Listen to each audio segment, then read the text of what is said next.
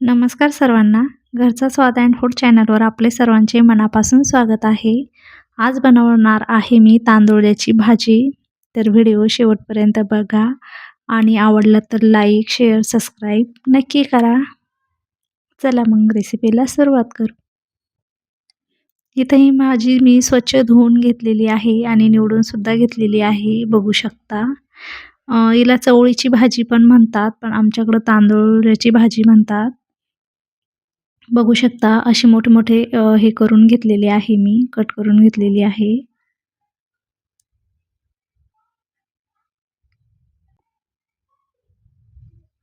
ही लाल मिरच्यात बनवणार आहे मी. ही लाल मिरच्याची चटणी आहे. लसूण आणि लाल मिरची कुटून घेतलेली आहे. लाल मिरची भाजून याच्यामध्ये ही भाजी केली तर हिला एक वेगळीच चव येते. तर तेल गरम करायला ठेवलं होतं. तेल गरम झालं. मोहरी पण टाकली. मोहरी तडतडली. आता जिरे टाकूया. जिरे तडतडलेत.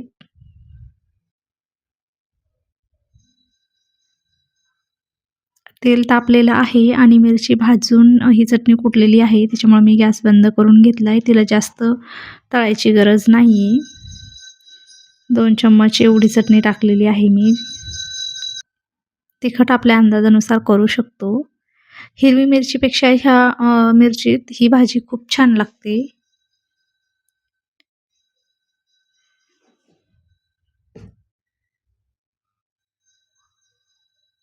गॅस बंद केला होता. आता परत चालू करते आणि फ्राय करून घेते तिला. थोडंसं जास्त फ्राय करायची गरज नाही आहे. जास्त वाटत होती त्यामुळं मी चटणी काढून घेतलेली आहे थोडीशी. आता आपण भाजी टाकून घेऊया.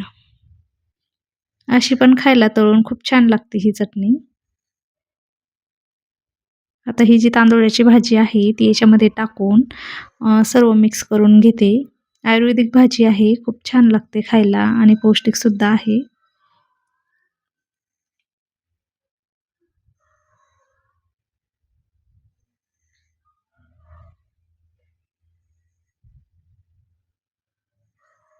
मिक्स करून घेते छान.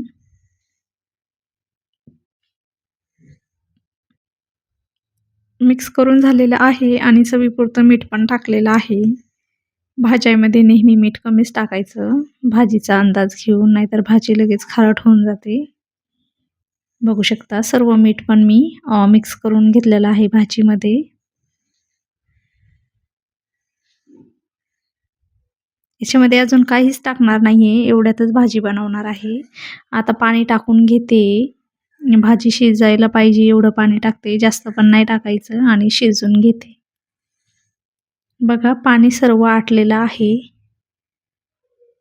आणि भाजी आपली एकदम सुकी-सुकी बनून तयार झालेली आहे.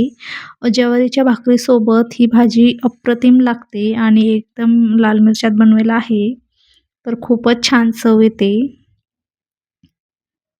तर तांदूळाची भाजी आपल्याला कशी वाटली नक्की सांगा आणि आवडली तर लाईक, शेअर, सबस्क्राईब पण करा आणि व्हिडिओ शेवटपर्यंत बघितल्याबद्दल खूप खूप धन्यवाद. काही चुकले असेल तर प्लीज माफ करा.